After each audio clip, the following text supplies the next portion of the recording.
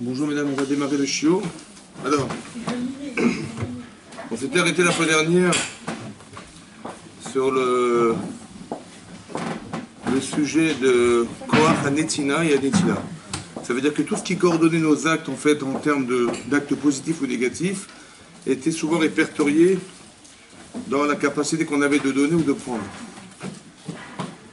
Et là, on s'était arrêté sur ce passage. Masa ou Matanatov. Alors, Aval Ele Ema Darkia Tzadikim chez Bebne Adam. Voici la manière dont les Tzadikim, les gens justes, ont la manière de se déplacer parmi les hommes. Netinatam Rabba. Netinatam, donc leur façon de donner est nombreuse. Venetilatan Moetet. Et celle de prendre est moindre. Elle est peu nombreuse. Vegam Me'at Asherikru. Et même le peu qu'ils vont prendre. Mouchachim et Mabo. Ils sont obligés de prendre. Ça veut dire que les tzadikim, ils ont cette qualité de donner beaucoup et de prendre peu. Et lorsqu'ils sont obligés de prendre, ils sont obligés. Ça veut dire que c'est par obligation. Les man efchar la m est un etina va abata masaomatan. Donc parce que maset nafsha, parce qu'ils sont dans l'obligation de donner et de prendre, pardon, et ça fait partie de la faculté qu'ils ont aussi de donner, qui fait partie de cette obligation de récupérer aussi. Nimset Omer, qui gam netilatam mimakor kadoshaita. Pour expliquer que même lorsque les gens prennent, en fait, les tzadikim y prennent, la source de cette prise, elle est kadosh. Oui, mais en fait, ça a été dans l'intérêt de donner. Ça veut dire que même lorsqu'ils prennent quelque chose, les tzadikim, c'est toujours dans l'intérêt de redistribuer. Velo yagiu bera'a koach anetila l'olamim, et donc jamais le koach anetila. Le Koach Hanetila, ça veut dire que la capacité qu'on a d'extraire, de prendre pour soi, n'a d'expression dans le sentiment parce qu'elle n'a pas de place dans le mal. Puisque même lorsqu'ils prennent, c'est dans l'intérêt de donner.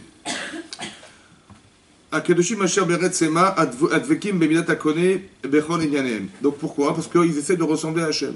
Ouais, vous savez qu'on a une mitzvah de ressembler à des midot Hachem, de ressembler aux qualités et aux vertus qu'on a dégagées d'Hachem. Oui. C'est marqué Zekeli Vanveu, la dracha de Zekeli Vanveu, c'est ton Dieu, c'est mon Dieu, je le glorifierai. La Gemara a expliqué dans Shabbat que Anveu, ça peut se lire aussi, pas dans un langage de noï, qui est de beauté, mais Anivaou, Anveu, Anivaou, la contraction de Anivaou, moi et lui. Urachum afatarachum. Il faut essayer de ressembler à Hachem, on apprend ce verset. De la manière qu'Hachem il est miséricordieux, on doit aussi être mérité. Si Abraham a dégagé cette volonté de faire du chesed, il l'a apprise d'Hachem, vous comprenez? Oui, donc il a essayé de ressembler à Hachem, à l'identique de ce que Hachem produit, on soit capable de le faire, pas dans la même mesure évidemment, mais dans la capacité, la mécanique de donner. Donc comment on peut imaginer, dit le Rav Dessler, qu'on puisse faire un échange qui soit considéré comme Tov? On va essayer de regarder dans l'attitude qu'avaient deux géants de la Torah. Aechad minayoter knumim. Donc un des exemples qu'on va donner, c'est quelqu'un qui était Kadmon, qui était un ancien des tzadikim. Véacheni, le deuxième, mais Acharonim, il faisait partie des derniers tzadikim qu'on a connus. Acharonim, donc les derniers des derniers. Nimset et Derech Haishara, on va essayer de voir le chemin le plus droit. Ki im bimsilatan neler velon ikashel olamim. Et donc on va essayer de se greffer à leur chemin, la façon dont ils ont de se comporter, et ne jamais lâcher à jamais cette façon de se comporter. Torah Katouf, donc c'est marqué dans la Torah, Veitaler Chanor et Elokim. Donc il s'est déplacé Chanor avec Hachem. Voilà ce qui est marqué dans le texte. Amrou Chazal ont expliqué les Chachamim, qui Chanor Tofer Mina Alaï Maya. En vérité, Chanor, c'est qui? Chanor, c'était quelqu'un qui était un cordonnier. Ouais, il cousait des chaussures. Et à chaque fois qu'il faisait un point de couture, il était miyached, yichudim, donc il avait une forme de concentration personnelle pour son créateur. C'était un cordonnier, donc il avait des chaussures, du cuir, et il cousait des chaussures. Et on dit qu'à chaque fois qu'il faisait un point de couture, il avait un sentiment de yichud, ça veut dire de proximité avec Hachem particulier. Alors, ça veut dire. Il dit Ayem ba midrash tfilot, etc. Donc il regarde là-bas dans le midrash. Beshamati beshem rabenu isretz misalant. Donc il a entendu un jour une explication de la part du Rav Israël Misalant, du Rav Israël Salanter. Chez Bier Amar Azé Beburon Echmad. Il a dit une explication qui était agréable. Vayomer. Qui est la kavana? Il ne faut pas croire que quand Hanor il coudait des chaussures, chez Bishat Firato Ayad avec Bemarchavot et Lionot, il avait des kavanot, comment dire, des concentrations, des intentions voilà, qui étaient extraordinaires et Lionot très très élevées, qui nous dépassent. Oui. Il dit chez Assour al-Piadin, parce que quelqu'un qui travaille, il n'a pas le droit de faire d'autre chose que son travail. Donc c'est Assour. Oui, qui panait d'arto et d'avoir à. Comment il pouvait détourner son intention du travail qu'on lui demandait de coudre des chaussures. Donc il est en train de voler son employeur. Donc c'est sûr qu'il n'avait pas des kamanotes, il y a une note spéciale. Alors quoi alors? Il dit Bisha'a, c'est quatre bemlachet acherim, ouais, à chaque sarou, si quelqu'un, on est employé chez quelqu'un, on n'a pas le droit de faire autre chose que du travail qui nous incombe, puisqu'on est payé, on est salarié chez quelqu'un et c'est lui qui nous paye. Ah, il était indépendant. Comment? Il était indépendant. Lui. Alors lui il dit non, il était employé. Ouais. Et là, Tochan donc comment il explique ça alors? Que c'est quoi ces yichoudim qu'il avait avec Hachem? Et là, Tochan yichoudim shaya miyached, ou Asher sam al libo, ou machashavto, il avait mis dans son cœur et dans sa pensée, bechol tfira vetfira, dans chaque point de couture qu'il faisait, kitiye tova vechazaka. Il dit il faut que cette chaussure elle soit solide. Le yichoudim, l'écono, ouais, c'est qu'il dit je vais faire des chaussures de bonne qualité et qu'elles soient solides. Elles soient tova et elles soient chazaka. Elles soient bonnes et elles soient fortes. Ki iyu amena'alim tovim, amena'alim tovim, lema'an hiane ba'em asher ina'alam. Il faut que ces chaussures soient de bonne qualité pour que celui qui les chaussera, il soit content. Les yichoudim, c'était pas la Kabbalah, vous avez compris? Il dit voilà, je veux faire des bonnes chaussures, solides, pour que celui qui les portera, il sera content de les mettre. C'est très très beau. Incroyable, hein? Dikara Davak Hanor Bemilat Kono. Et en ça, il s'est attaché Hanor à la qualité de créateur. C'est pas compliqué en fait, vous comprenez? Il dit Asher Yatev Yane les Zulato, qu'il fasse des choses bien et que ça profite aux autres. Dikara Yichel Yichudim, c'est ça les Yichudim. Il a expliqué que la proximité qu'il avait avec Hachem, c'est pas des grandes cavanotes, c'est de faire des choses bien et que ça profite aux gens. C'est d'une simplicité incroyable. Et c'est en ça qu'on doit ressembler au Créateur. Faites les choses bien et faites que ça profite. Et ben, il n'y a pas d'écart il n'y a pas de diversion, il n'y a pas d'écart d'intérêt dans l'histoire, il n'y a rien. Tout est tellement simple. Les Davek, Bibliot Akono, Ve'od, Acheret Lobazo, Kinishma, Mikol Shemetzra, Shegam, Shgagat, Ona'a, Vetarbit, Lotagiainu. Il dit en plus de ça de faire des choses bien, ouais, il ne risque pas ensuite, puisqu'il pense pour le bien des gens, de faire Ona'a. Ça veut dire quoi Ona'a? De dire voilà, je vais prendre, j'ai un produit, et je vais le vendre au-dessus du prix du marché, ouais, d'un sixième du prix. Il ne va pas rentrer dans cette perspective, il n'est pas dans l'esprit de prendre. Il a l'esprit de faire bien et de donner. Donc c'est sûr que par ce biais-là, il va se protéger de penser mal, dans son intérêt personnel, puisque toute sa dynamique et toute la perspective qu'il a de faire des chaussures, c'est dans l'idée de faire bien et que ça profite. Donc pas du tout dans l'idée de profiter, mais de faire profiter. Vous avez compris? Il dit, qui nishmar. Par ce biais-là, il se garde mikol shemetzra de toute shemetz. C'est toute saleté, mal, ouais, chez Gam, jgagat onaat vetarbit, que toute, même jgagat, ça veut dire que même par accident, il aurait pu faire onaat, ça veut dire du vente de produits par accident beaucoup plus cher que le prix du marché, ou bien des ribit, il dit, voilà, je te prête, je te vends ces chaussures, mais je veux des intérêts supplémentaires sur le prêt des chaussures. L'autre nous, ça ne lui rêvera pas entre les mains. C'est-à-dire que de faire les choses bien, ça nous protège, de penser mal et d'agir mal, même par accident. Parce que là, Shgaga, c'est quoi Shgaga? C'est accidentellement, voilà, sans faire attention, il n'a pas fait attention au prix, il n'a pas fait attention. Non, quand quelqu'un est préoccupé de faire du bien, il va faire du bien jusqu'au bout. De ne pas être dans l'exploitation des autres, mais au contraire de faire pour les autres. Et dans cet esprit-là, on se protège de beaucoup de choses. Velotiye netilato yetera al erech avodato asheriten.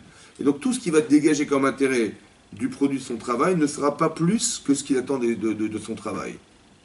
Parce qu'il est dans son esprit, il n'est pas dans l'exploitation, mais dans l'intérêt de faire. Voilà, tu es un cordonnier, qu'est-ce que tu fais dans ta vie? Tu es un cordonnier. Tu vois? Ben, si tu es un cordonnier, tu dis, bah ouais, ben, c'est mon métier, je vais essayer de gagner ma vie en faisant des chaussures.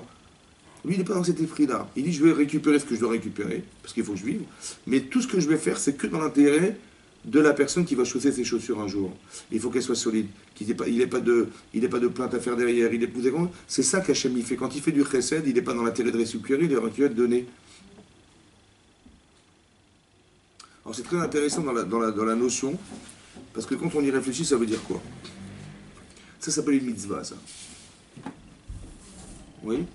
Ça veut dire qu'il faut mettre des intentions dans ce qu'on fait. Alors, c'est très intéressant parce que je vais vous poser une question. On fait tous des mitzvot. Bon. Et on nous promet qu'avec un acte de mitzvah, comme ça le Rambam explique dans la Mishnah de Makot, la dernière Mishnah de Makot, ouais, qui dit Rabbi Chanina ben Akash Omer, Ratsa Kadosh Baruch Hu les Zakat Israël. Hachem, il voulait donner du mérite au clan Israël. Les Fichach, Irba Lahem Torah Mitzvot. Il a multiplié les mitzvot. Pourquoi? Pour que si on a l'occasion, dit le Rambam, Maïmonide là-bas dans le Pirouche à Mishnayot, d'en faire une seule parmi les 613, les Shem Shamaïm, sans intérêt personnel, alors, et comme il faut, sans intérêt, sans influence extérieure, on a une part au monde futur. Alors ma question c'est la suivante. Je ne comprends pas comment nous sommes des êtres finis, nos actes sont déterminés dans le temps, dans l'espace, les objets utilisés, ils ont aussi une limite. Tout a une limite. Comment on peut accéder à l'infini dans la limite de nos actes et de nos pensées et de... Comment ça marche? Comment on peut accéder à l'infini? Vous basculez sur l'infini avec une mitzvah. Une. Mais tout ce que vous allez faire de toute façon est limité à ce que vous pensez, à ce que vous êtes, à l'espace-temps que vous l'avez fait, l'objet tout est limité, tout a une limite. Comment on peut accéder à l'infini dans la limite? Oui. Comment? Oui, mais comment? Hein? Oui, mais ça veut dire quoi? Comment on bascule? Vous avez pensé les Shem Shamaim, vous avez pensé, ça a pris une seconde, ça a pris 2 secondes, ça a pris 1 heure, vous avez pensé, mais ça a pris un temps. Comment dans la limite de ce que vous faites, vous arrivez à l'infini? Comment on fait?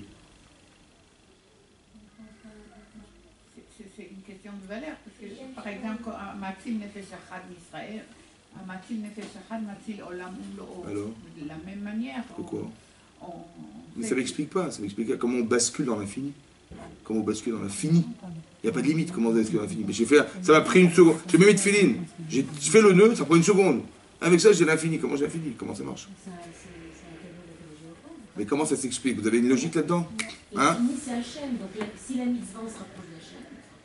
Mais comment vous basculez dans l'infini? Comment ça marche? Parce que la mitzvah Hachem, il a dit ça, on faisait qu'une mitzvah. Regardez, écoutez bien. Le Rav Dessler, ce qu'il essaie d'expliquer, c'est de faire du bien. Ça va? Quand je fais dans l'intérêt des autres, je vais faire des chaussures dans l'intérêt des autres. Ça va? Pas dans l'intérêt. Moins je prends, mieux je me porte. Ça va? Il y a une mécanique ici qu'il faut comprendre. Honnête aussi, hein? très honnête. Bien sûr, je parle que de ça. On est dans le respect de la halakha, etc. Mais aussi, on a une kavana que mon cœur, il est que dans l'intérêt de faire du bien et de permettre que ce soit bien. Voilà, c'est ça l'intérêt, ouais. C'est ça de ressembler à Hachem. Et cette mécanique-là, elle est très intéressante de la comprendre, il faut la comprendre. Comment, dans cet esprit-là, on arrive au Lababa. Hein? La droiture. Comment on passe on passe du fini à l'infini. Du fini à l'infini. Où est-ce qu'est la frontière? Où est-ce qu'est la frontière? Voilà. Mais moi je pense que si on mise tout sur un numéro, Oui. on mise tout. On prend un risque énorme en fait. Alors? Et ben c'est pour ça qu'on passe. Il est où l'infini? Parce qu'on a tout misé, on a misé ça. Ça, c'est vous, ça. Mais vous êtes fini, vous. Oui, c'est la Et alors, comment vous basculez parce que vous avez envie dans l'infini? Comment ça marche? Parce qu'on l'a fait Il est où sans l'infini? naturel. Il est où l'infini? C'est la chance, elle est concentrée. On l'a fait sans réfléchir. Il est où l'infini? L'infini, c'est des conséquences, on ne les connaît pas, les conséquences de L'infini, c'est le Bishma. Il est où? C'est quoi l'infini? Il est où l'infini? Voilà, là, j'en ai dans un monde fini. Il est où l'infini? C'est où? Hein? C'est où? C'est là qu'elle est pas trop, l'infini. Vous avez un corps. D'accord? Quand il n'existe plus. Vous avez un corps.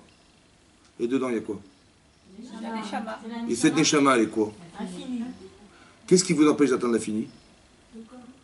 Donc, si vous donnez et vous prenez pas, votre corps, il vous freine ou il vous freine pas? Vous êtes dans l'infini de votre neshama. Koach hanetina, vous avez compris? Quand je fais les choses pour moi, mon acte il s'arrête à moi. C'est qui moi? C'est mon corps. J'avais envie, j'avais désiré. Mais quand on fait sans intérêt personnel, on est en train de coudre des chaussures Pour quelqu'un d'autre. que dans l'intérêt de l'autre. Où est-ce que moi je récupère l'argent? Je récupère ce que j'ai. Mais essayez de comprendre que cette mécanique-là, c'est la mécanique du Olam Haba. Vous comprenez ou pas? Quand je suis un hôtel, 4 étoiles, quand je suis un hôtel, quand je prends pour moi, Mon corps qui profite. mais c'est qui pense? C'est ma neshama ou c'est mon corps? Le corps. Ben, bien sûr. C'est ça qu'il faut comprendre. On est coupé en deux. Mais quand vous utilisez votre corps dans l'intérêt de quelque chose, elle est où la frontière?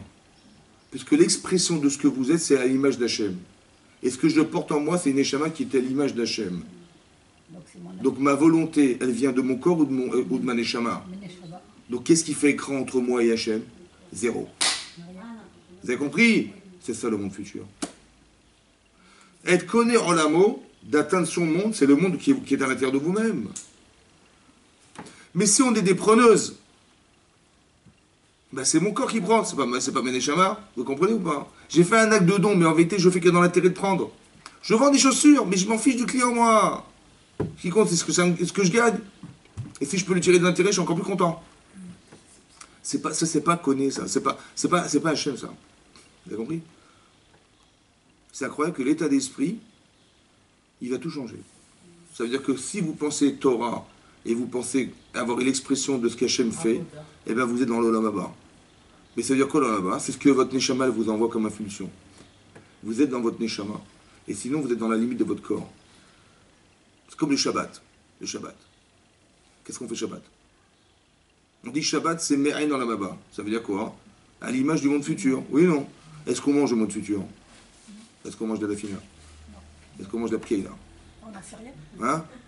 Ben, est-ce qu'on mange? Est-ce qu'on a un corps pour manger? Non. Très bien. Donc ça veut dire quoi manger? Alors pourquoi ça veut dire que prendre manger Shabbat? Moi j'aurais pensé l'inverse. Ne manger rien du tout, aller à la synagogue et faire des télim toute la journée. C'est ça? Non, c'est ça non? C'est pour nourrir sa neshama. Ah bon, vous croyez? Elle a besoin de manger votre neshama? Calmer le corps. Hein? Calmer le corps, ça veut dire quoi? Il faut profiter, il faut du reneg, il faut du plaisir à manger. Parce que s'il n'en mange pas. Mais c'est l'inverse, quand je prends du plaisir, c'est prendre du plaisir, c'est pour moi. Pour mon corps. Ben, il fallait pas manger. Ils ont institué trois séoudotes. Mais c'est bizarre. Pour ma conscience. C'est-à-dire? Conscience de la conscience.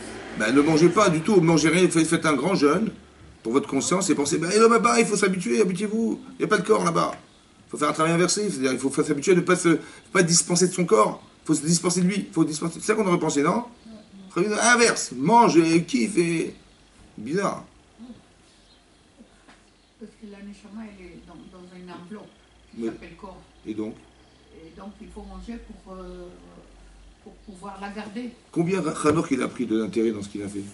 Zéro. Il ne faut pas prendre d'intérêt.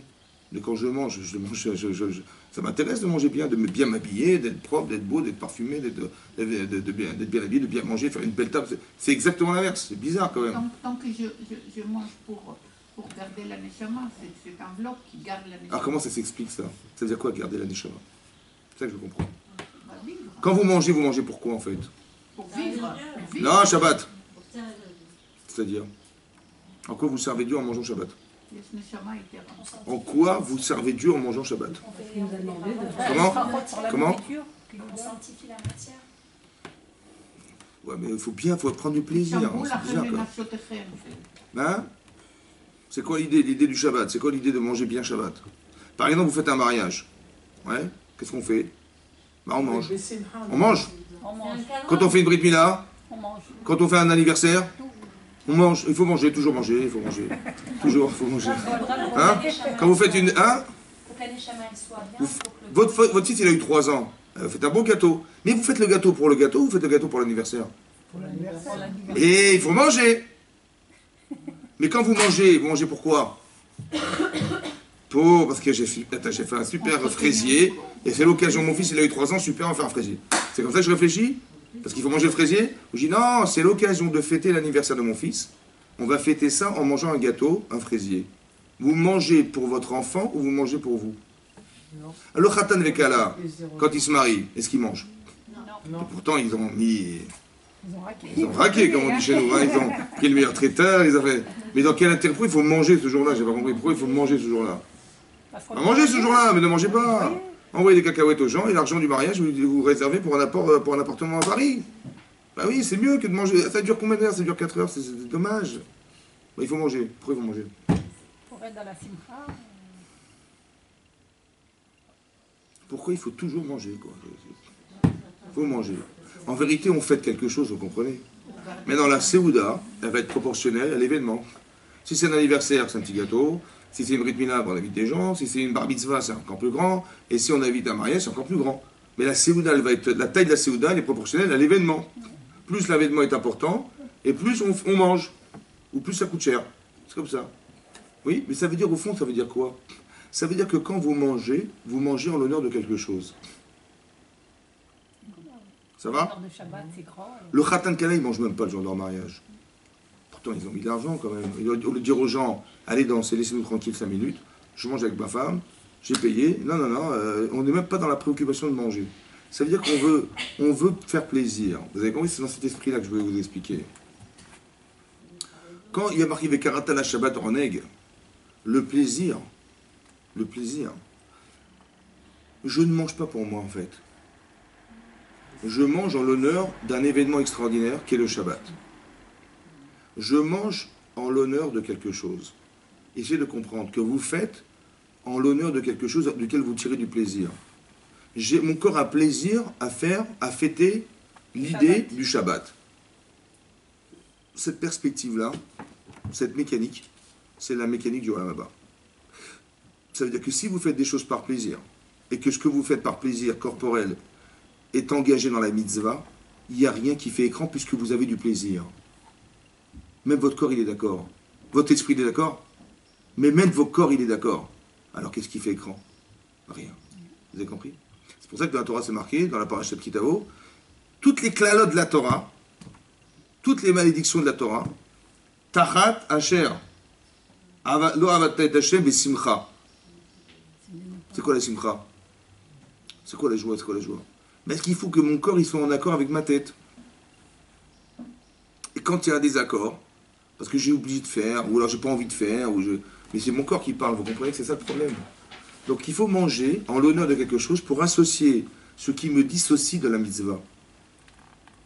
Donc quand je prends du plaisir à fabriquer des chaussures, quand je prends du plaisir, pas pour moi, pas dans l'intérêt que je dégage, mais dans l'intérêt que ça soit bien chaussé, que les joueurs sont contents, et je fais que pour les autres, en fait la limite de ce que je fais, elle n'est pas corporellement limitée à ce que j'ai envie, à ce que j'ai réalisé, mais ce que j'ai envie de réaliser, et ce désir-là, il est kono, il est relié à Hachem. Ce désir-là que vous avez de faire bien les choses, il vient de votre neshama. Parce que votre corps, il n'a pas envie de donner. Votre corps, c'est l'inverse, il a envie de prendre, lui. Donc si vous arrivez à avoir du plaisir, ça veut dire que votre corps, il est oui, d'accord, d'aller dans le sens de ce que vous pensez, c'est ça alors là, ma. C'est ça les Shem Shamaïm, sans intérêt personnel. Il n'y a pas de connotation dans mon acte qui réfère à quelque chose d'une prise. C'est pour ça qu'on mange Shabbat. Parce qu'il faut que ton corps il s'associe à ce que tu penses. Et si tu en prends du plaisir, il n'y a rien qui fait écran entre toi et ta volonté. Quand vous doutez, quand vous avez peur, quand vous n'êtes pas contente, quand vous êtes, je sais pas moi, douteuse, c'est que votre corps il ressent des choses que votre tête ne ressent pas. Et ce désaccord entre les deux crée du doute. Je dis, ouais, d'accord, mais tu te rends compte les efforts qu'il faut fournir, mais vas-y, fonce, mais non, attends, c'est loin, c'est fatigant, j'ai pas envie. Mais ça, ce langage, il est corporel, ce langage. Le frein, il est corporel, vous comprenez que le frein, il est corporel. Mais si vous arrivez à mettre de l'enthousiasme et de la simcha, ça veut dire que c'est pas de bon verre de vodka, je vous parle pas de ça, je vous parle de la simcha, ça veut dire de ce que vous procure spirituellement dans votre corps, vous ressentez quelque chose qui vous donne envie de faire. Donc il n'y a plus rien qui fait écran.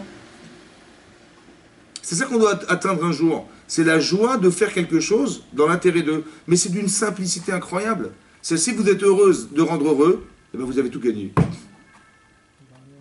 C'est incroyable, hein? Si votre plaisir d'exister, c'est dans l'intérêt de faire plaisir, ou de rendre heureux les gens, ou d'être accommodante avec les personnes, etc., vous êtes dans la perspective de ce qu'Hachem il est. C'est-à-dire de créer quelque chose pour les autres. C'est ça que le Rav Dessler explique ici, dans le premier exemple. Ça va? Ça, c'est concret, ça veut dire qu'on n'est pas dans la Kabbalah, vous comprenez, des choses, on va vous dire des trucs qui sont très mystiques, et on vous fait exister dans de la mysticité, qui vous fait, en fait, on ne comprend rien, en fait, vous comprenez le problème? C'est qu'on peut avoir un discours qui est très Mekoubal, ou fait de la Neshama, en fait, on ne comprend pas ce qu'on dit. On dit, oui, c'est de la Neshama, mais en fait, on comprend pas. Il faut que ça soit clair. Quand vous avez un discours dans la Torah, il faut que ça soit clair. Vous avez compris? Et c'est ce que dit le Rav Salanter. Il n'avait pas une Kabbalah biyichoudé, quoi, les Yichoudim, on croit que c'est la Kabbalah. Pas du tout. C'est faire bien les choses, que ça soit bien fait, et soyez honnête, soyez correct, faites les choses dans l'intérêt des gens, c'est tout. C'est d'une simplicité, et c'est à l'image de ce qu'Hachem il veut. Dans la simplicité du rapport aux autres. Umaaseh Sheni, donc le deuxième exemple que donne le Rav Dessler, ouais, c'est comme ça.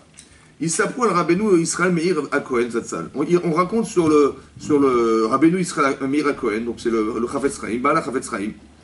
Donc il parle du Chafetz Chaim qu'il a connu, le Rav Dessler. Allo, Zachenu Lirot et Tzadik Akadosh Azeh Bedorenu. On a encore eu la chance de pouvoir voir ce Tzadik dans notre génération.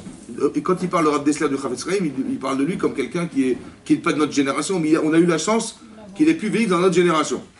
Il dit Lo Chafetz Litparnes Betorato. Lui, il ne voulait pas gagner sa vie avec la Torah.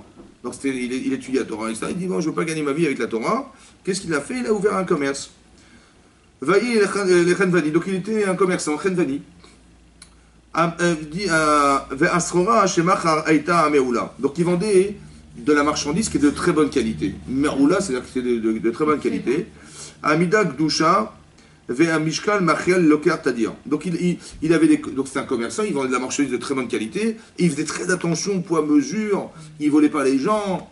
Donc qu'est-ce qui se passe? Donc quand il voyait qu'il était très honnête, Kamouvan, Neheru Alav, Kol Akoni, donc tous les gens venaient acheter chez lui. Il était très honnête, il vendait de la bonne marchandise, il n'y a aucune raison que les gens aillent acheter ailleurs. Donc les gens venaient chez lui, donc ils achetaient chez lui. Vayomer Rabbeinu Israël Meir, donc il s'est dit, le Chafetz Chaim, il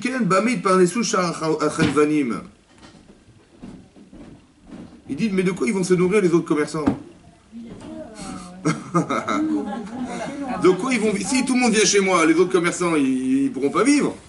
La question, il va dire, ah Baruch Hashem, j'ai du commerce. Les gens viennent m'acheter, je vais devenir très riche. Non, ou bien il peut dire, bon, c'est une Hachamaïe, bah Dieu fera... Exactement, il n'a pas dit ça du tout. Dieu fera la répartition. Après, Exactement. c'est pas son problème. Et bien c'est marrant parce qu'il n'a pas dit ça. Il a dit, mais comment ils vont vivre les autres? On n'en trouve pas beaucoup des comme ça. Hein? C'était un malheur. Ouais, c'est incroyable. C'est-à-dire, tellement c'est quelque chose qu'on doit construire dans notre tête, ça. C'est des donneurs. C'est-à-dire que quand on est donneur, on n'est pas preneur. Mais quand on voit qu'on prend, et que les autres, et comment ils vont faire les autres, et comment ils vont se débrouiller. Incroyable. Il s'est posé la question. Donc il a pris une doctrine qui iftar et tranuto arak les shao shataim. Il a dit je vais ouvrir ma boutique 1 heure ou 2 heures par jour. Comme ça je dis voilà je vais vivre avec ça. Non, il fait de la peine, franchement. Ouais ben le pauvre, je sais le pauvre, je lui écrirai, je lui dirai. C'est incroyable, mais non mais quand... Après, Attendez, on va dire ce qu'il dit après on va réfléchir. Mais ça tient pas entre ses mains, ça, en vrai. Bah oui, c'est ça. Attendez, on va voir, on va réfléchir. Raisonnement, finalement. Et c'est intéressant, c'est vrai. Bon. Il faut savoir de qui on parle. Il dit mais non mais c'est intéressant de voir comment les syndiqués raisonnent. Ah oui, ça c'est Non, ouais. Moi, ça me perturbe un peu. Ouais. Bon, on va arrêter là. Non, mais il va arrêter de voir au bout. Alors, on va voir, on va réfléchir un peu, on va voir, 2 minutes. Bah, non. Qui iftah et tranuto, il a décidé comme ça. Le Chafetz Chaim, il a décidé, voilà, j'ouvrirai ma boutique 1 heure ou 2 heures par jour. Dit Adé Yarviach et Proutot. Il va gagner quelques proutot, quelques euros. Dai Parnasato, les homo Betsimsoum. Il dit voilà, je vais gagner ma vie, juste, mais au moins, ça me suffit. Voilà, il a dit voilà, avec cet argent que je vais gagner dans la journée, il vivait au jour le jour. Donc avec l'argent qu'il va gagner 1 heure ou 2 heures par jour, ça me suffit. Betsimsoum, ça veut dire avec restriction, il va pouvoir vivre avec. Après, il va pouvoir fermer et il va tuer la Torah. Voilà, comme ça, il vivait. Ouais. Ok. Qu'est-ce qui se passe? Moi, je vais ouvrir ma boutique 1 heure ou 2, de façon à ce que les autres aussi aient de quoi manger. Voilà ce qu'il a pensé. Moi, je vais vivre Betsimtsum, ça veut dire avec une grande restriction. Voilà ce que j'ai besoin, je mange. Voilà, j'ai besoin de tant d'euros par jour, voilà, ça me suffit. Et le reste, les autres, les attachés, ils auront leur part de ça. Vite bonnet après il a réfléchi. Il dit, Vayar, qui gam baiser lo yail. Et il dit, même ça, c'est pas bon. Pourquoi? Qui rov akonim, ouais. Tout le monde venait dans l'heure les heures où il veut ouvrir la porte. Ouais, même 2 heures, il va fermer aussi. Il dit même dans l'heure, il a dit 1 heure, tout le monde venait dans l'heure. Ou dans les 2 heures, tout le monde venait dans sa boutique dans les 2 heures. Ah, il était embêté quand même. Donc qu'est-ce qu'il a fait? Donc Kirov a connu la majorité des gens qui achetaient. Tzimtzemu atzmam lavo el chanuto be'et apticha. Il venait d'Afka à la porte, comme il y avait les soldes chez lui, il y avait les soldes, il dormait là-bas, et devant la porte, ils allaient juste chez lui, quoi. Alors qu'est-ce qu'il a fait? Alors il avait Isgor et Tranuto, les gars, il a dit, je vais fermer. Il a fermé une boutique. Il dit, Azov, Miyot, Od, Chenvani, il a dit, c'est fini, je veux plus de commerçant. Kilo, Chafetz, les grands tsahar, les Chenvani, Acharim. Il n'a pas voulu entraîner du tsahar, de la souffrance pour les autres. Quand les autres, ils vont le voir, tout le monde va chez lui, ils vont avoir du tsar, et ils ne voulaient pas entraîner de tsar chez les autres, ils disent je ferme la boutique, c'est pas grave, j'ai failli vivre autrement. Sa seule préoccupation, c'est les autres. C'est ne pas faire mal. C'est intéressant parce que, ouais, c'est intéressant, c'est peut-être à l'extrême limite de ce qu'on peut comprendre. Tu aimeras ton prochain comme toi-même. Est-ce que toi, tu aurais aimé voir que tout le monde va, tous les clients vont à côté? Tu aurais supporté ça, toi? Non, alors vas-y, ne les fais pas pour les autres. C'est intéressant qu'il est dans la préoccupation des autres. Comme qui? Comme Hachem. Pourtant, il n'était pas riche. Alors comment il vivait alors, en fermant sa boutique? Après, il s'est trouvé un autre truc, je ne sais pas ce qu'il a fait. Mais en tout cas, il préférait vivre dans la pauvreté, on va dire, que d'imaginer devoir prendre des autres. C'est un exemple qui donne le Rav Dessler pour expliquer que jusqu'où on peut pousser, c'est intéressant, mais c'est jusqu'où on peut être donneur. Moi, j'ai une fois pensé comme ça, je ne sais pas ce que ça vous dit. On a des enfants. Ça va? Bon. Mais on a des enfants, voilà, l'enfant il est né, il a quelques jours, quelques mois. Bon, il est complètement dépendant de vous. Bon, qu'est-ce que vous lui donnez? Vous donnez combien? Sans limite. Et des fois, c'est même des fois dégradant, parce que bon, il est sale, il faut le nettoyer. On n'est pas capable de faire ce genre de choses pour les autres. Mais est-ce qu'on fait pour nos enfants? Bon, qu'est-ce que vous gagnez? Qu'est-ce que vous gagnez? Mais rien de rien. Qu'est-ce que vous gagnez? Rien. Mais qu'est-ce qu'il gagne? La situation de l'amour. C'est une preuve d'amour. Mais qui est-ce qui a gagné dans la situation? C'est l'enfant qui a gagné. Peut-être ça vaut le coup de s'inspirer de ça dans la vie, non? Des fois, je gagne rien. Des fois c'est dégradant même pour moi. Qu'est-ce que je gagne? Je gagne rien. Et je suis capable de faire ou pas? Mais pourquoi tu ne fais pas aux autres? Ça veut dire que peut-être que l'idée d'avoir des enfants, c'est d'avoir un baromètre de dire, bah tu peux pas. D'être dans le chesed. Vous avez compris? Peut-être qu'on a des enfants pour ça. C'est d'arriver à mesurer qu'on est capable d'exister pour les autres dans la limite incroyable de faire don de soi jusque-là. Vous avez compris? Le problème, c'est que c'est mon enfant. Et l'autre, c'est mon voisin. Vous avez compris? Ou c'est l'employé. Ou c'est un, ou c'est autre. Là, c'est l'autre. Vous avez compris? Mais dans notre tête, on a fait la différence. Mais c'est nous qui avons fait la différence. Peut-être on devrait s'inspirer de ce qu'on vit au quotidien avec ce qu'on aime sincèrement, pour que ce soit un baromètre de se dire on est capable. Si j'arrivais à aimer les autres comme j'aime mes enfants, mais vous imaginez le chesed. Est-ce qu'il y a un frein dans l'histoire? Il n'y a plus de frein, c'est terminé. Il y a des sociétés africaines que les enfants de toutes les tribus, ils sont les enfants de tout le monde et ils les soignent autant que ses propres enfants. C'est bien, ça veut dire que... Mais on devrait s'inspirer de ça, vous comprenez? Et nous, qu'est-ce qu'on fait en général? On dit non, non, il ne faut pas tout mélanger, ça c'est mes enfants et ça c'est les autres. C'est ça qu'on fait en général, vous comprenez? Mais peut-être qu'il faudrait faire l'inverse, c'est-à-dire s'inspirer de ce qu'on sait faire, avec ce qu'on aime, pour arriver à mettre en place quelque chose qui va faire qu'on soit capable d'aimer les autres comme on aime ses enfants. Après, de comprendre pourquoi on aime plus ses enfants que les autres. C'est aussi à comprendre ça. Mais c'est ça le Koach HaNetina. Vous avez compris? On est donneur à 150% pour ses enfants.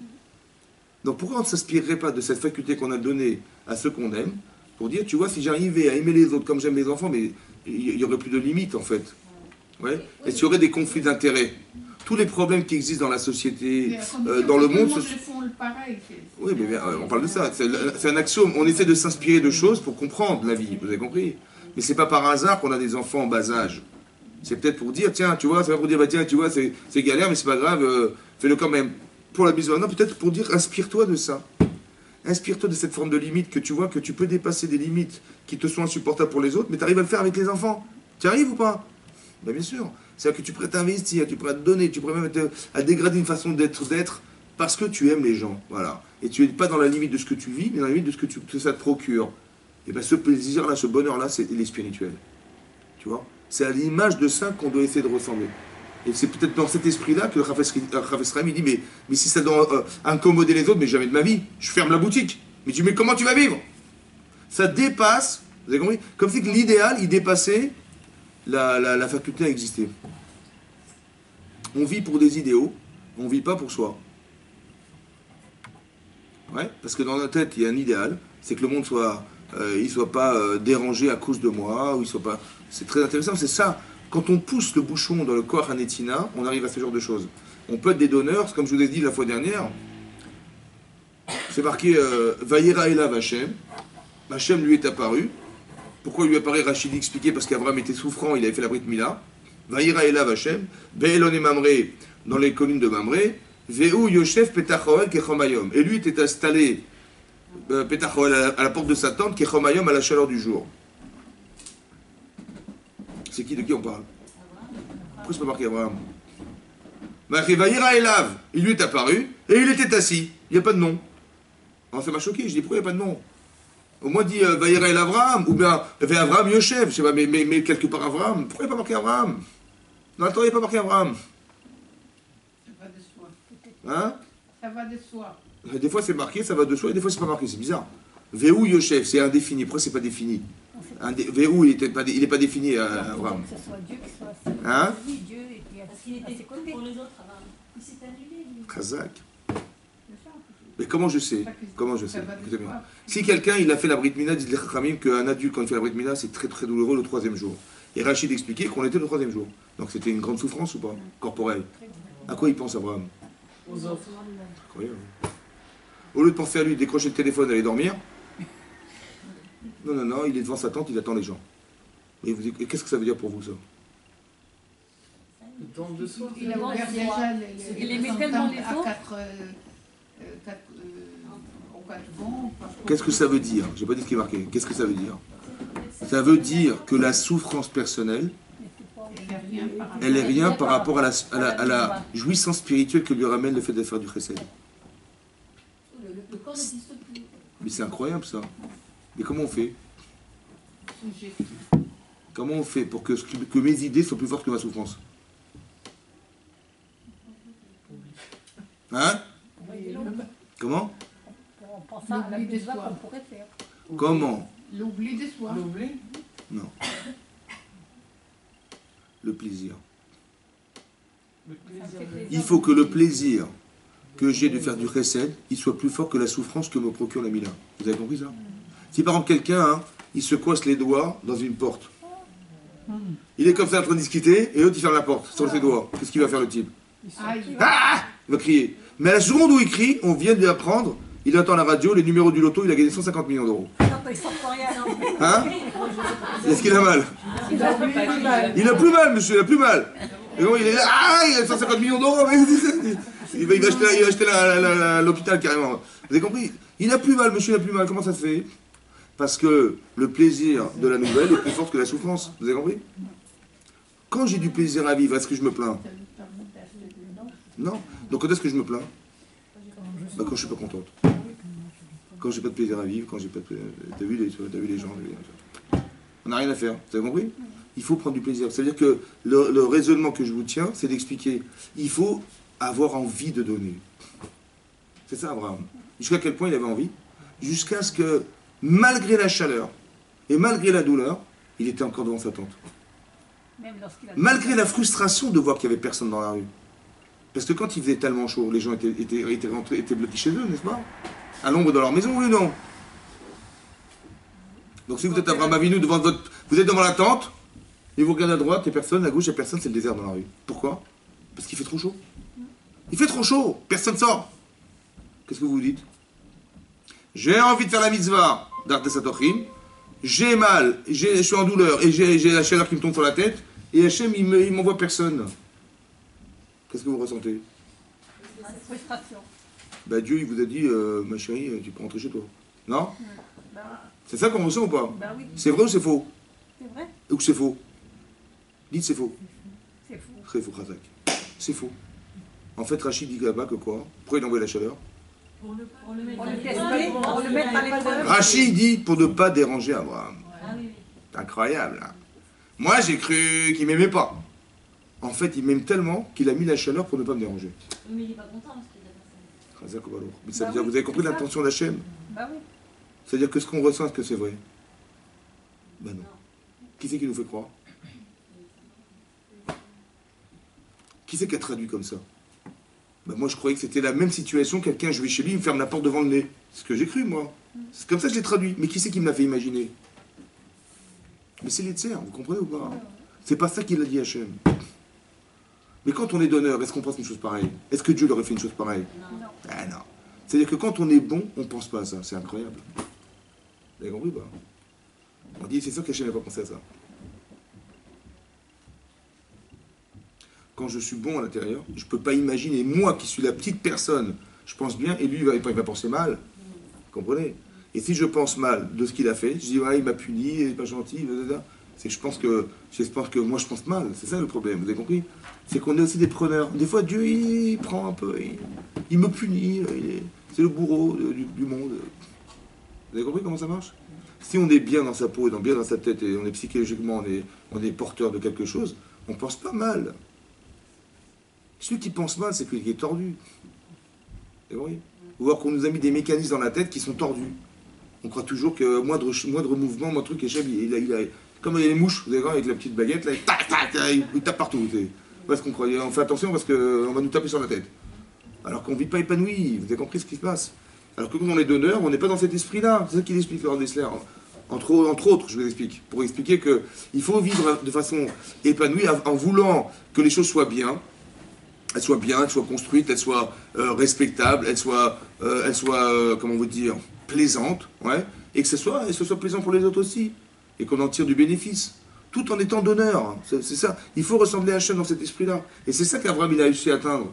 Mais elle est où la limite? C'est pour ça que je vous explique que Ve'u Yoshev, il n'est pas défini Abraham, parce que c'est exceptionnel ce qu'il est en train de faire. Il est en train de nous expliquer qu'on peut dépasser la souffrance. Vous avez compris ce qui est marqué là? Qu'on peut dépasser la souffrance corporelle. De quelle manière? Parce qu'on prend du plaisir à exister. Comment? Ben lui, il est en train de... Il arrive à Yaros, les Kratam, il a couru vers eux. Mais comment il a couru? C'est-à-dire qu'on a des forces intérieures qui sont du plaisir de donner, qui dépassent tout, en fait. Cette dynamique, elle vient de notre Neshama. Vous avez compris? Qu'est-ce qu'il a fait Hachem après? Il a vu qu'il était peiné de ne pas recevoir des gens, il a envoyé quoi? Il a envoyé des invités. C'était des hommes ou des anges? Des anges. Il n'a rien trouvé d'autre, Hachem. Il n'a pas trouvé des bédouins, des gens dans le désert, il n'a rien trouvé, quoi. Comment pourquoi il a envoyé des anges? Qui avaient des apparences humaines. Mais non, on envoie des hommes. On envoie des gens qui supportent la chaleur. Pourquoi il n'a pas envoyé des gens? Pourquoi il n'a pas envoyé des gens?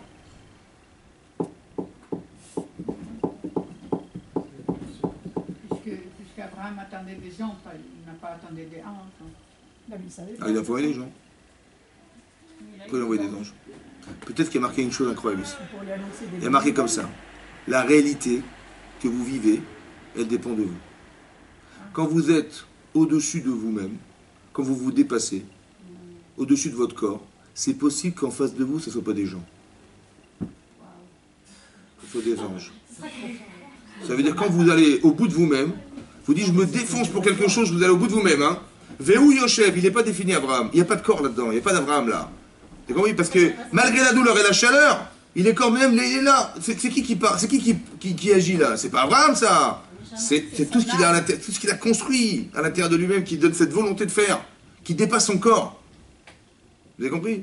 Un type normal, il va aller dormir, il va se reposer, il va décrocher le téléphone. Mais là, il est là, il attend les gens. C'est pas lui en fait. Vous avez compris ce que je veux dire?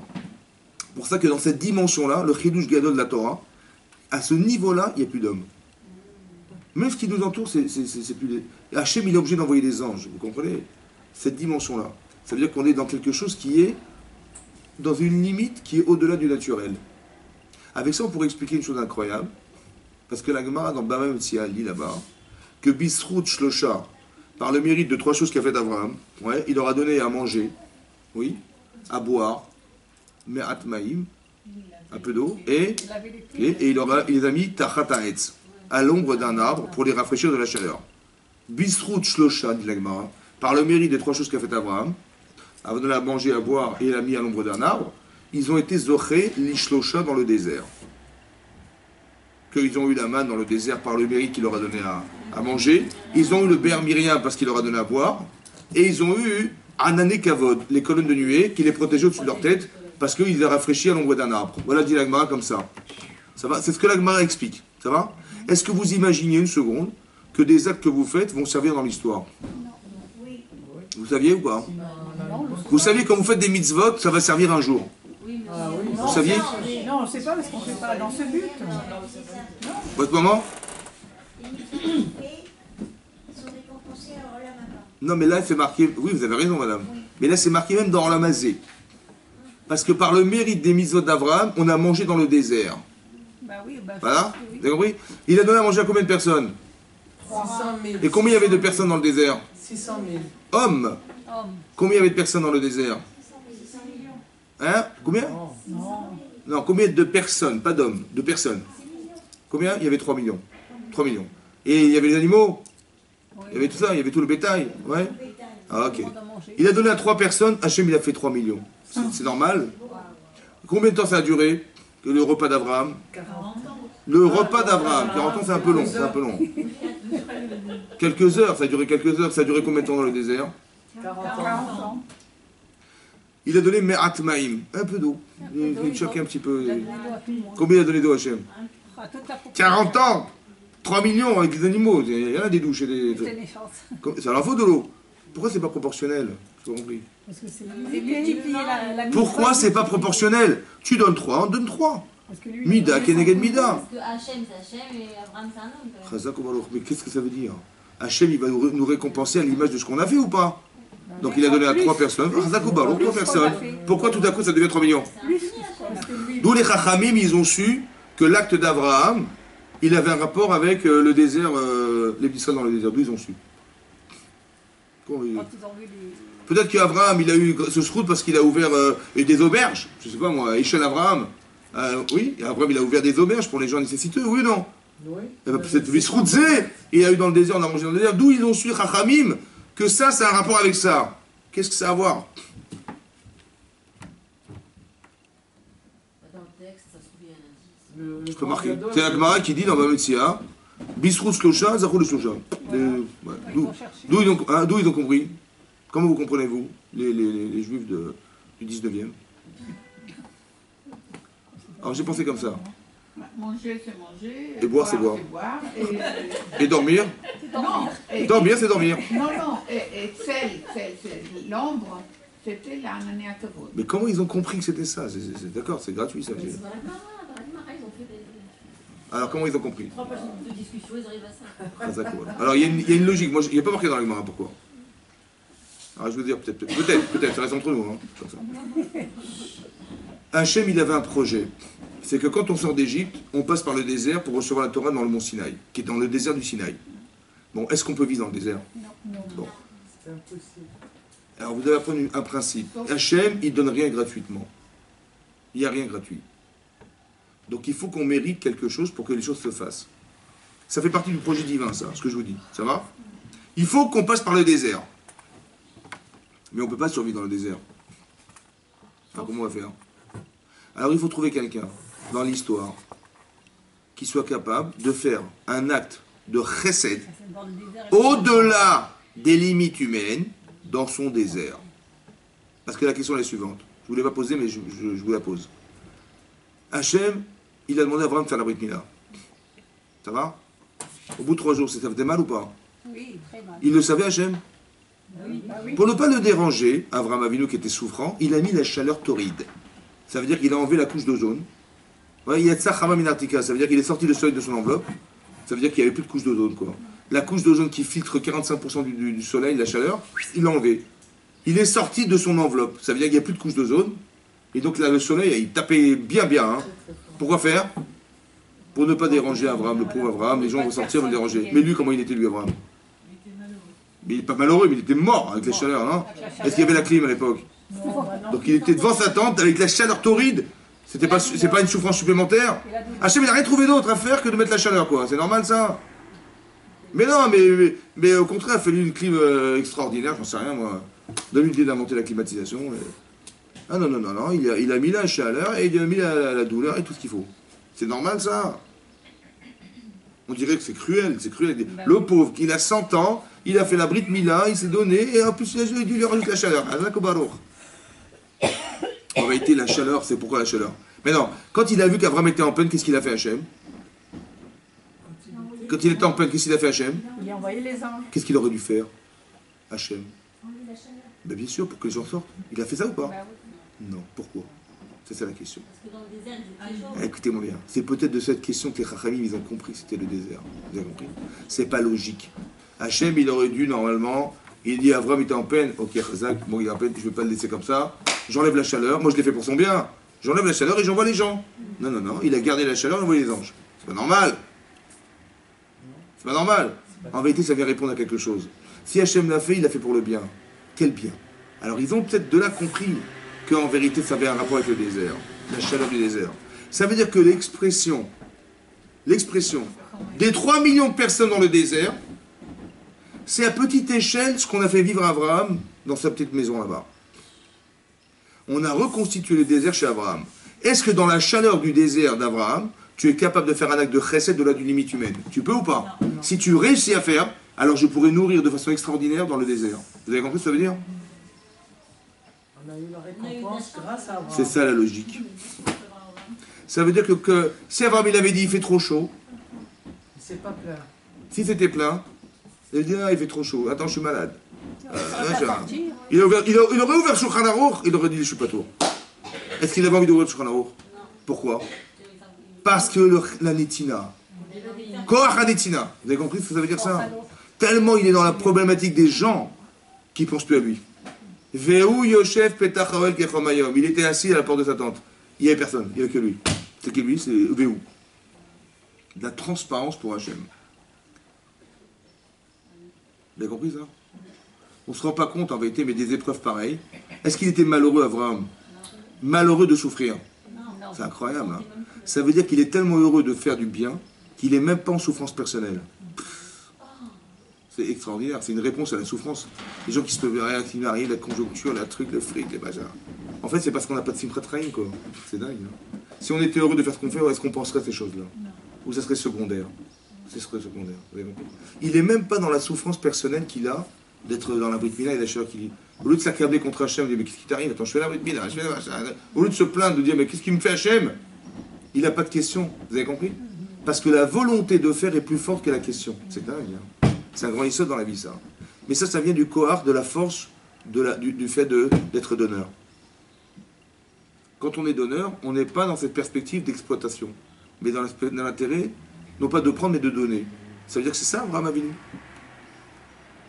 C'est la seule façon d'atteindre la joie de dans le dos. Je pense, ouais. Parce que quand vous faites don de vous, ouais, vous faites abstraction de vous pour quelque chose. On est content. Vous faites abstraction de vous pour quelque chose. Donc qu'est-ce qui se dégage? On est heureux. Bah, c'est ce qui est dedans. Bah oui. Vous avez compris? C'est la vérité. Le Rav Dessler, il dit que plus on donne, à contrario de ce qu'on croit qu'on aime les gens parce qu'on a reçu des gens. Eh bien, c'est pas vrai. Quand on donne, C'est quand vous donnez que vous aimez les gens. on les voit Mais comment ça bien. se fait? Comment ça se fait? Parce qu'on Pourtant, les vous voit- perdez quand vous donnez. Comment vous pouvez aimer les gens avec qui vous perdez de l'argent et du temps et de la patience? Comment c'est possible? C'est notre neshama qui Ben, c'est ça, parce que quand vous faites un don, vous dites à votre corps, je veux... Ce qui m'intéresse, c'est de donner. Mais cette expression, elle est spirituelle, elle est pas humaine. C'est pas humain de donner, c'est pas humain de donner, vous comprenez? L'humain, il veut prendre tout le temps, il veut toujours gagner, il veut jamais perdre. Ça, c'est l'animal qui est en l'homme. Vous avez compris? C'est la partie animale qui est en l'homme. Un animal, quand un lion il va manger une gazelle, il dit pas attends, je vais mettre ma petite serviette, je prends une fourchette, un couteau, et je lui dis ça va, je te fais pas trop mal, ça va, je coupe la... Il la dévore. C'est une cruauté incroyable. Mais l'être humain, il est comme un animal. Le gouffre, il est comme un animal. Si on a un peu de sensibilité, un peu d'humanisme et tout ça, c'est parce qu'on a une échama, évidemment. Vous avez bien qu'un animal, il n'a pas cette problématique. C'est quoi la différence? Parce que nous, on a une neshama, il n'a pas de neshama. C'est simple, c'est pas shoot. Je vais vous poser une question. On dit aussi qu'il faut avoir du nachat. Ça veut dire que, en fait, des fois on donne, on n'a pas la satisfaction. Parce que vous donnez pour prendre aussi. C'est ça que ça veut dire. Parce que d'attendre du nachat. Ah. Ah. Aussi que l'autre, Oui. peut-être il ne veut pas de ce don. Ah bah, faut pas donner à toi, faut pas le donner à lui. Faut donner à ceux qui ont besoin. Il voit que c'est une relation de dépendance aussi. Bah, si vous donnez aux gens et que les gens se sentent gênés parce qu'ils ont l'impression de dépendre de vous, il ne faut pas leur donner. Mais il faut leur donner d'une autre façon. C'est pour ça Mais que oui, mais les ils femmes ne le de ressentent pas comme Nathan quelque chose qui est de dépendre des autres. Parce qu'ils trouvent normal que leurs parents les aident. Mais quand vous aidez des gens qui n'ont pas besoin de vous et que vous les dites non, mais je vais absolument t'aider, à la fin, c'est gênant pour les personnes des fois. On ne donne pas des gens... Oui. Alors pourquoi on dit on souhaite du nachat? Le nachat, c'est la conséquence. Le nachat, je vais vous expliquer une chose. Les chachamim d'expliquer quand est-ce qu'on a créé du nachat dans le monde. Où est-ce que ça a été créé le nachat? Hein? Ouais, la création du monde. C'est marqué, quand vous faites le kiddush le vendredi soir, qu'est-ce qu'on dit? C'est quoi le texte? Le texte. Yom HaShishi, Vayichol Hashem Va'aretz Vechol Tsevaam. Yom HaShishi, Vayichol Hashem Va'aretz Vechol Tsevaam. Donc, le 6e jour est à finaliser, le ciel, la terre et Tsevaam. Les armées, c'est quoi les armées? C'est tous les astres, tout l'univers. Ça va? Ça a été fini quand? Yom HaShishi. Vayichal Elokim Bayom Ha. Ouh là là, il travaillait même samedi. Vayichal, il a fini. C'est Yom HaShivi. Mais alors toi, Charasa. Mais non, il a fini quand? Samedi. Vendredi. Il y a marqué Yom HaShishi, Vayichol Hashem Va'aretz Vechol Tsevaam. Il s'est reposé le 7e. Vayichal Elokim Bayom HaShivi. Mais non, Vayichal Elokim Bayom Chevi. HaShishi. Il y a marqué Yom HaShishi, Vayichol Hashemayim. Va'aretz Vechol Tsevaam. Qu'est-ce qui manquait quoi? Le ciel, la terre et toutes les armées. Qu'est-ce qui manquait? Mais non, il y a marqué, il avait tout fini. Vayichal Elokim Bayom HaShivi. Mais alors toi, Charasa. La Melacha, c'est quoi la Melacha? D'acréer le monde. Oui, non. Donc c'est une contradiction. Dans le texte, c'est une contradiction. Yom HaShishi, Vayichol Hashem Va'aretz Vechol Tsevaam. Vayichal Elokim Bayom HaShivi. Mais alors toi, Charasa. Mais non. Vayichal Elokim Bayom HaShishi. Mais alors toi, Charasa. Alors qu'est-ce qu'il a fait Shabbat? Alors la Gemara pose la question dans Shabbat et elle répond Ba Shabbat, Ba Menucha. Le Midrash il dit c'est quand vous dites le type il a fait la choupa, tout le monde est là, il y a le khatan et qu'est-ce qui manque? La Kala. D'accord. Shabbat. C'est la Shabbat, Il manquait l'essentiel.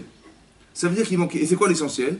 Ba Shabbat, Ba Menucha. C'est quoi la Menucha? La joie. Le canapé. Le canapé. C'est quoi la Menucha? C'est quoi la Menucha? Chazak ou Baruch. Dormir. Il fait que ça même le dimanche? Non, ben justement, Shabbat, je rigole. Non, il est comme ça. Il y a marqué Menucha. Mais le Rav d'Isler explique que la Menucha, c'est pas la Menucha Tagouf. Menucha Tanefesh. Menucha Tanefesh. C'est quoi la Menucha Tanefesh? Comment? C'est quoi la Menucha Tanefesh? La joie. C'est comme ça. Il y a marqué Mish et Tarach, Erev Shabbat, Yochal Beshabbat. Celui qui a fait des efforts avant Shabbat. Il est marqué Zachor et Yom HaShabbat. Les Kadesh. C'est quoi Zachor quand? Rappelle-toi quand? La semaine. La semaine pour. C'est-à-dire que toute ta vie, qu'est-ce que tu fais en fait? Tu te prépares à quelque chose. Tu dis, mais ça veut dire quoi Zachor? Ne viens pas la dernière minute, tu prends ta douche à la Shkia là. Non, rappelle-toi du jour Shabbat, organise ta semaine. Pour que quand tu arrives, tu rentres dans le Shabbat, Benachat. Ça veut dire que j'ai fini. Maintenant, je rentre dans le Shabbat. Très important. Que la Menucha, c'est une chose inventée, créée par Hachem le jour du Shabbat. Dans l'espace-temps du Shabbat, il y a un sentiment que de Menuchat Nefesh. C'est que quand vous passez par Shabbat, vous êtes inspiré par cette Menuchat Nefesh. Vous dites, ah, c'est Shabbat. En fait, vous ne vous rendez même pas compte qu'en vérité, cette Menucha, ça a été créée le jour du Shabbat. Moi, je croyais que c'était, enfin, on a terminé. Ça va, enfin, c'est fini. On croyait que c'était un problème de corps. C'est pas du tout ça. Hein. C'est qu'on devrait se contenter de ce qu'on a réalisé et qu'on en profite. On est libéré de toutes choses, on se consacre au Shabbat. Cette Menuchat Shabbat, c'est la Menucha qui a été créée par Hachem et c'est ça que Vayichal Elokim. Il manquait quelque chose. Tu as fait tout ça, c'est beau le décor, mais il manque l'essentiel, la Menucha. C'est-à-dire, tu fais des efforts, mais si tu n'as pas de comment dire, d'expression, de sentiment de satisfaction de ce que tu fais, ça sert à quoi? Comme si que le moteur, c'est la satisfaction. Cette Menucha-là, c'est l'essentiel du Shabbat. Elle est incrustée dans le Shabbat. C'est-à-dire qu'on doit faire des choses dans sa vie, en ayant une satisfaction personnelle, et ces étapes-là, elles font partie de l'évolution d'une personne.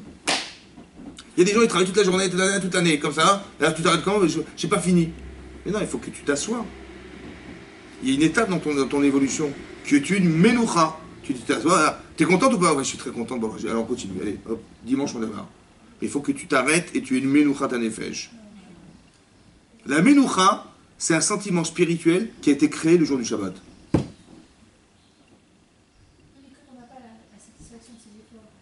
Ben ça, il faut réfléchir pourquoi. Il y a une réponse à ça. Vous avez compris? Mais c'est à vous de voir la situation, comment elle se présente. Pourquoi ça vous crée pas de Menucha? Est-ce que vous attendez des choses des autres? Est-ce que vous attendiez un sourire, un regard, un machin? Ou bien que la personne n'a pas besoin, vous croyez que vous avez besoin? Je ne sais pas, il faut voir à chaque fois. Mais s'il n'y a pas de satisfaction, il y a un souci. Il faut que vous arriviez à ça. Et ce qui va nourrir votre volonté, c'est cette satisfaction. Vous avez compris? Maintenant, vous avez été satisfaite, ça vous donne envie de recommencer. Vous avez compris? C'est ça qu'il faut. Parce que quand il n'y a pas de sentiment émotionnel qui s'accompagne à un acte, l'acte est vide. Non, c'est que c'est pas solide. Il n'y a pas d'avenir. Qu'est-ce qui vous donne envie de le refaire demain? Rien. À la limite, vous allez me dire, tiens, bah, j'ai fait un effort, il n'y a rien eu derrière, pourquoi je vais recommencer? C'est décevant. Alors que quand il y a une satisfaction personnelle, ça encourage à refaire. Combien il a eu de satisfaction personnelle, Abraham? Mais tellement qu'il a même plus mal. Vous avez compris? Tellement il a eu de plaisir à donner qu'il a même plus mal quand ça le concerne personnellement. C'est comme si, moi je me donnais un exemple une fois, j'ai dit, vous allez voir votre grand-père, il a 92 ans, et vous allez lui rendre visite. Ça va? Il dit, papy, comment ça va? Il dit, ah, mon chéri, tu es venu me voir, ça me fait très plaisir. Viens boire un café, viens, assieds-toi, viens. Bon. Quand vous dites à votre grand-père, il a 92 ans, comment ça va? Est-ce que ça va? Ah, franchement, il a mal au dos, il dort pas la nuit, et il va demander aux voisins de faire les courses, il est toute la journée, il s'ennuie, il n'a rien à faire, il est là, et pour arriver à la fenêtre pour voir les gens dans la rue, et il se courbait comme il est. Hein? Comment? Mais c'est comme ça, mais c'est vrai, c'est comme ça. Donc quand vous lui dites, mais comment ça va? Mais bien sûr que ça va pas. C'est quoi la question? Et qu'est-ce qu'il vous a répondu? Ça va, ça va. Ça va. Baruch Hashem, tu m'as fait plaisir. Qu'est-ce que ça veut dire pour vous? C'est magnifique. Ben pour moi, ça veut dire que lorsque vous êtes venu le voir, le plaisir que vous lui procurez de venir le voir, c'est plus fort que sa souffrance personnelle. C'est ça que ça veut dire. Ça veut dire que le plaisir que vous lui procurez de venir le voir, c'est plus fort que la souffrance qu'il a de tous les jours de se tenir le dos et je sais pas quoi. Il n'a pas dit, il n'a pas menti. Il n'a pas menti, il n'a pas dit non, mais de ce que tu parles. Non, c'est-à-dire que le plaisir que vous lui procurez, il lui a fait oublier sa souffrance. C'est dingue, hein. Ça veut dire qu'on devrait réfléchir à ça et se dire que quand on crée des moments de plaisir, ça nous fait oublier les bêtises de la vie. La limite de ce que nous sommes. T'as vu ce qui m'est arrivé, t'as vu j'ai mal au dos, mais pourquoi tu parles de ton corps? On a parlé. Non, parce qu'il a Mais oui, mais c'est à cause de se présenter, parce qu'ils n'ont pas d'objectif, ils n'ont pas de plaisir à atteindre quelque chose dans leur vie. Alors ils se plaignent toute la journée, comme les vieux n'ont rien à faire, ils sont dans la rue, t'as vu la petite vieille, ils parlent que des bêtises là. Mais pourquoi? Parce qu'il n'y a plus d'objectif, ils sont à la retraite. Ils espèrent la retraite, et quand ils sont à la retraite, qu'est-ce qu'ils font? Ils font rien, ils sont devant la fenêtre. Vous avez compris? Parce qu'il n'y a plus d'objectif, c'est dommage. Hein? Mais je donne un exemple, c'est pour dire que quand ils n'ont plus rien à faire, ils ne se donnent plus de droit de faire quelque chose, ils sont là en train de se plaindre toute la journée. T'as vu le truc, t'as vu le courrier, il arrive en retard, t'as vu le machin, t'as vu la météo. Je connais un monsieur, il a 90 ans, il va étudier tous les jours au collège. Eh ben c'est magnifique, c'est-à-dire qu'il s'est donné un objectif. Et il est heureux. Mais bien sûr. Le grand-père qu'il a accueilli avec le sourire, il a un bon esprit à la base. Mais tout le monde est comme ça, madame. Tout le monde est heureux de trouver des petits-enfants, évidemment. C'est pas un bon esprit, c'est tout le monde est comme ça. Et c'est un exemple pour vous donner, pour vous dire que quand on prend du plaisir à quelque chose, on n'est pas dans la souffrance. On échappe à la souffrance. C'est ça qui peut faire expliquer qu'il y a des gens qui ont de la pêche et qui sont capables de mettre des investissements énormes dans leur vie ou de s'engager dans des choses, ils n'ont pas peur parce qu'il y a une forme d'assurance par le plaisir qui nous est procuré, autant que je sais ce que je vais obtenir. Mais ce koach-là, il vient d'Hachem. Et ce koach-là, il vient d'Anetina, du capable de donner. Il y a des micro-problèmes, par exemple. Voilà, des choses comme ça que nous, on n'aurait pas fait, mais il y a des gens qui ont la préoccupation des autres. Je prends mon cas, moi, quand j'étais à la cour, Oui.